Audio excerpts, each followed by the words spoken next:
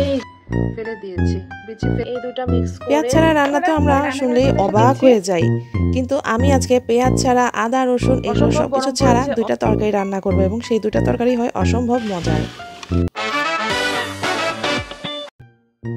আসসালামু আলাইকুম, welcome back to my another blog.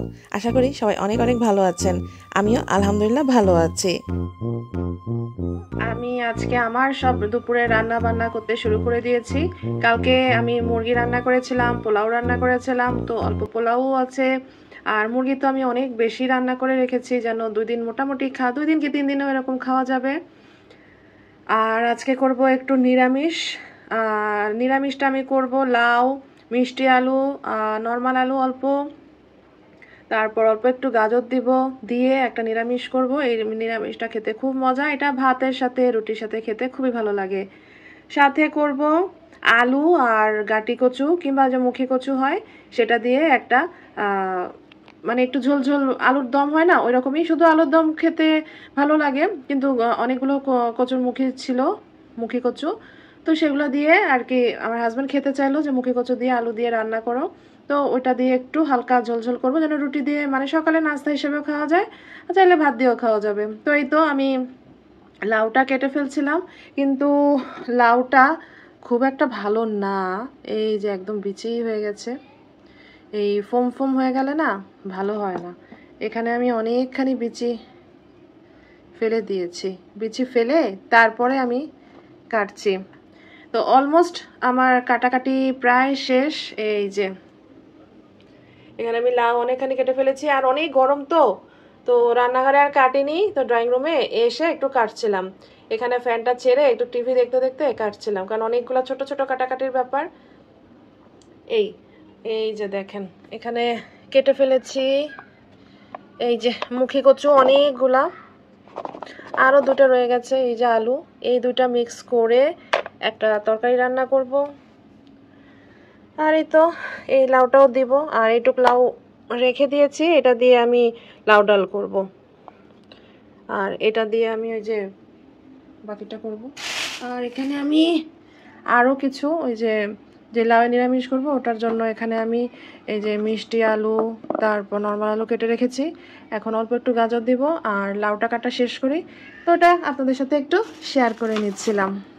আর এই তো কেটে নিচ্ছিলাম, আপনাদের সাথে একটু শেয়ার করছিলাম। ভীষণ গরম পড়েছে, মানে কেমন যে গরম বলে আর কি বোঝানো যাবে না, অসম্ভব গরম পড়েছে, অস্থির গরম লাগছে। রান্নাঘরে গেলেই মানে চুলার আগুনটা জ্বালানো মাত্রই মনে হচ্ছে মাথা ঘুরায় একদম পড়ে যাব। জানি না আর সবাই আর কেমন লাগছে গরমে, গরমে অবশ্যই কারো ভালো লাগছে না, এটাই জানি, এটাই তো স্বাভাবিক না। তো এই তো আমি কেটে ফেলছি, কেটে রান্না করব, এগুলা করব, আর সাথে করব পায়েস। পায়েস পরশুদিনও করেছিলাম, শেষ হয়ে গেছে, এত মজা হয়েছিল। তো আজকে আবার দুধ ভিজিয়েছি, মানে বরফ হয়েছিল, দুধ তো ফ্রোজেন করা ছিল, দুধটাকে এখন নর্মাল করব, নর্মাল হয়ে গেলেই পোলার চাল দিয়ে সুন্দর করে আবার একটু পায়েস করে রাখবো, কারণ আমার একটু ইচ্ছা আছে কালকে একটু লুচি করব, তো লুচি পায়েস দিয়ে আর ওই যে আলু কচুর যেই একটা দম করব ওই সবজিটা দিয়ে খাবো। তো এই তো রান্না বান্না শেষ করে তারপরে দেখাবো কি রান্না করলাম আপনাদেরকে। এই তো বন্ধুরা আমি রান্নাঘরে চলে এসেছি, আমার কাটাকুটি সমস্ত কমপ্লিট, এখন আমি রান্নাগুলো চড়িয়ে দিব। আর এত গরম পড়েছে, মানে যত বৃষ্টি হচ্ছে পাল্লা দিয়ে মনে হয় গরম তত বেশি বেড়ে যাচ্ছে। তো এখন কিছু করার নাই, গরম হলেও এখন রান্না করতে হবে, ঠান্ডা হলে করার কিছুই নাই, করতে হবে। ঠান্ডা হলে কি রান্না করতে খুব আরাম লাগে, মানে যতক্ষণ চুলার পাড়ে থাকা যায় ততক্ষণ মনে হয় আরাম, আর গরমকালে মনে হয় যত তাড়াতাড়ি রান্না শেষ করতে পারি ততই আরাম। তো যাই হোক আমি ঝটপট করে রান্নাগুলো করে ফেলছি, আর আপনাদের সাথে কিছুটা শেয়ার করছি। প্রথমে না আমি এখানে মাসকলাইয়ের ডাল নিয়েছি, এই মাসকলাইয়ের ডালটা আমি একটু ভেজে নেব। এখানে আমি অল্প তেল দিয়ে নিয়েছি, এই তেলের মধ্যে মাসকলাইয়ের ডালটা দিয়ে একটু ভেজে নিয়ে তারপর এখানে আমি একটু শুকনো মশলা, দারচিনি, এলাচ, আস্ত জিরা এগুলো দিয়ে একটু নেড়ে নিয়ে তারপরে এখানে আমি এই যে লাউ, আলু, গাজর যা যা কেটেছি দিব, সব কিছু একসাথে দিয়ে নাড়তে থাকবো, মানে হালকা ভেজে নেওয়া বা কষানো যেটাকে বলে। কারণ নিরামিষ হবে তো খুব হালকা পাতলা একটা তরকারি, হলুদ মরিচের গুঁড়া, আর হলুদ খুব কমই পড়বে, মরিচের গুঁড়া পড়বেই না, জিরার গুঁড়া, ধনে গুঁড়া এগুলাই পড়বে। তো চলুন শুরু করি।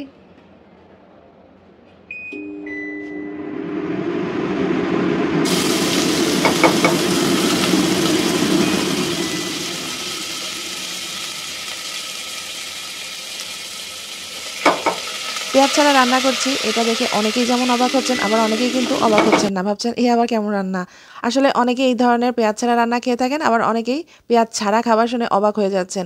তো পেঁয়াজ ছাড়া রান্না দেখে যে খাবারের টেস্ট বদলে যাচ্ছে এমনটা নয়। পেঁয়াজ দিলে যেমন অন্যরকম একটা টেস্ট হয়, আবার পেঁয়াজ ছাড়া মানে এই যে শুকনা মশলা, দারুচিনি, পাঁচফোড়ন এগুলা দিয়ে ফোড়ন দিলে কিন্তু এটার টেস্ট আরও অন্যরকম হয়, অন্যরকম একটা মজা হয়। সবসময় তো একভাবেই খেয়ে থাকেন, এবার না একটু পেঁয়াজ ছাড়া, আদা রসুন এগুলো ছাড়া একটু খেয়ে দেখেন, খেতে কিন্তু টেস্টের একটুও চেঞ্জ আসে না এবং একটা অসাধারণ একটা মজাদার একটা ফ্লেভার আসে।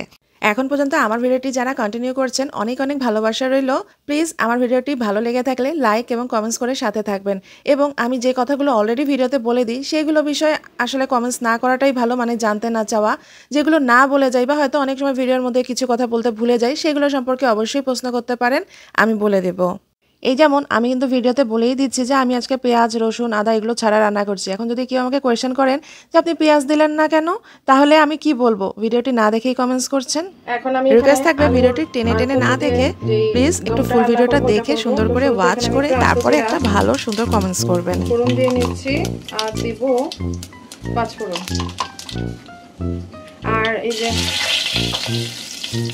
আস্ত তেজপাতা, তারপর 2টা শুকনো মরিচ, আর এই যে দারুচিনি দিয়ে ভালো করে একটু নেড়ে এখানে আমি আলু আর যে কচুটা রেখেছি ওটা দিয়ে দেব। আমি কিন্তু আজকে রান্নায় কোনো রকমের পেঁয়াজ ব্যবহার করছি না। এই যে দেখেন পেঁয়াজ ছাড়া যে রান্না কেমন মজা হয় সেটাই আর কি আমি দেখাচ্ছি। এই গরম হয়ে গেছে ফোড়নগুলো, আর আমি আলুগুলো দিয়ে দেবো। দেখেন আমি না মুখি কচুগুলো অল্প একটু ভাপিয়ে নিয়েছি। এই যে এটা কিন্তু এখন অনেকখানি বয়েলড হয়ে গেছে। এখন আমি আলুটা একটু ভেজে নিয়ে মানে কষিয়ে নিয়ে তারপর হলুদ মরিচ ধনে গুঁড়ো জিরে গুঁড়ো গরম মশলা সব কিছু দিয়ে একটু কষাতে কষাতেই তখন আমি কচুগুলো দিয়ে দেবো। আমার আলুটা কিন্তু বেশ ভাজা ভাজা হয়ে গিয়েছে আর অনেকটা নরমও হয়ে এসছে। এই সময়ের মধ্যে এখন আমি যেই কচুরমুখিটা হালকা করে একটু ভাপিয়ে রেখেছিলাম সেটা দিয়ে দেবো। আর এই তরকারিটা কিন্তু বেশ কষানো টাইপেরই হবে, মানে সব ধরনের মশলাই ভালো মতনই যাবে। হলুদের গুঁড়ো, মরিচের গুঁড়ো, হলুদের গুঁড়ো 1 চামচ, মরিচের গুঁড়ো 1 থেকে 1.5 চামচ, আসলে যে যেরকম ঝাল খান। তারপর কালারও একটা ব্যাপার আছে, যত মরিচের গুঁড়ো দিলে কালারটা খুব সুন্দর আসে।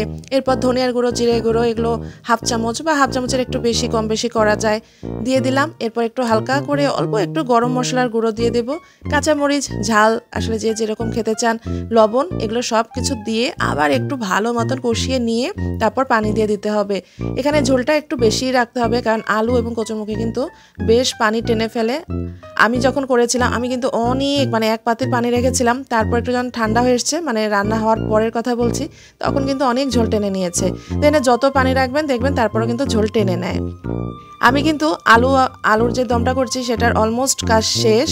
সেটাকে আমি জালে বসিয়ে রেখে দিয়েছি, অল্প জালে মানে ঢেকে রেখে দিয়েছি। জাস্ট একটু ফুটে উঠলে মানে পানি এবং মশলা সব ম্যাচ হয়ে গেলে তারপরে আমি আমার পরিমাণ মতন ঝোল রেখে নামিয়ে নেব।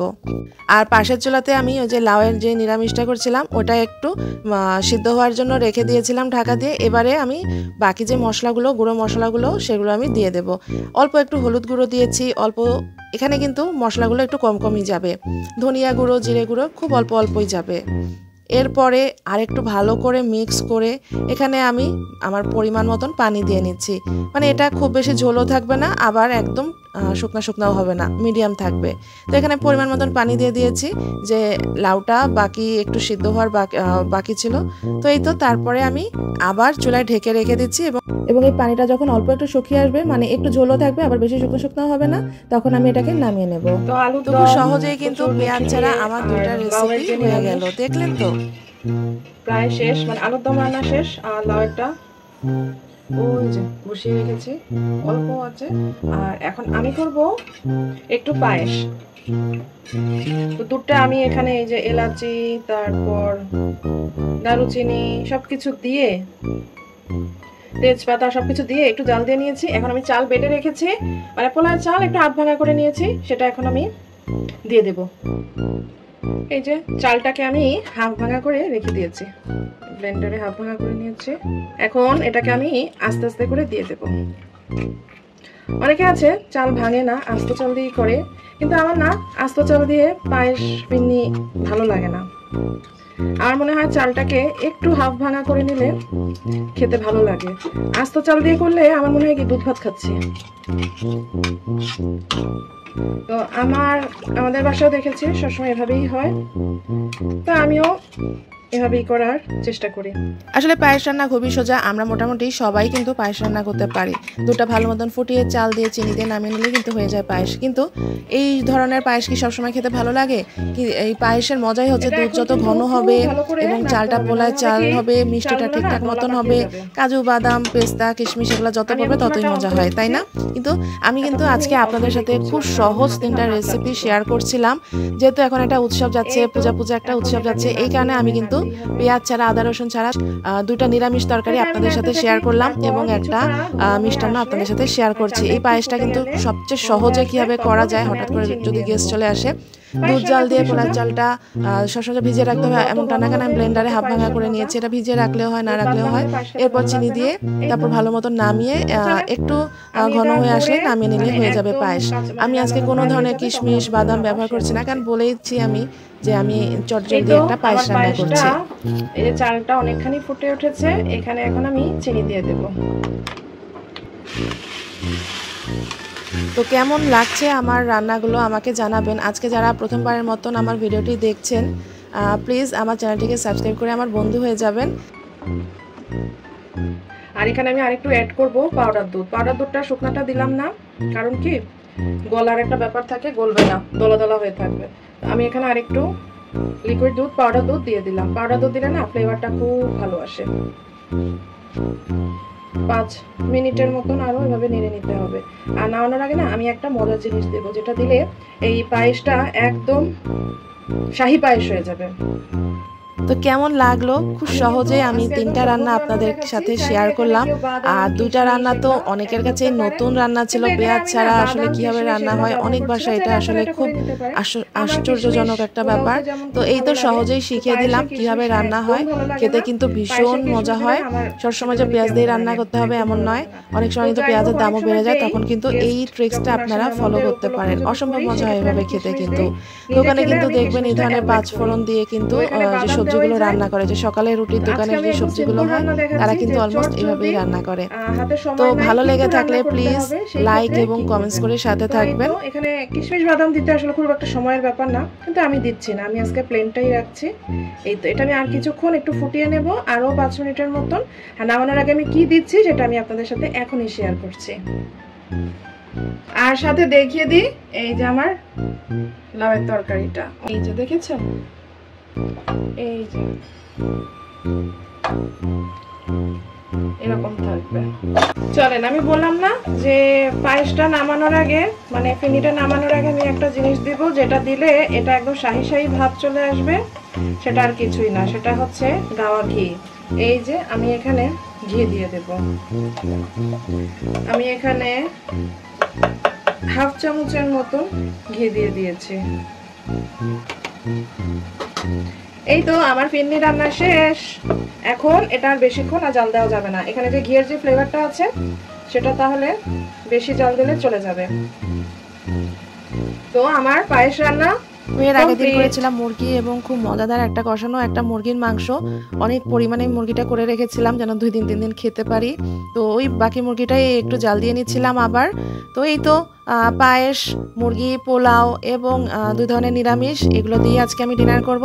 তো ভিডিওটি ভালো লেগে থাকলে আমাকে লাইক কমেন্টস করে সাথে থাকবেন। সবাইকে অনেক অনেক ভালোবাসা, শুভেচ্ছা।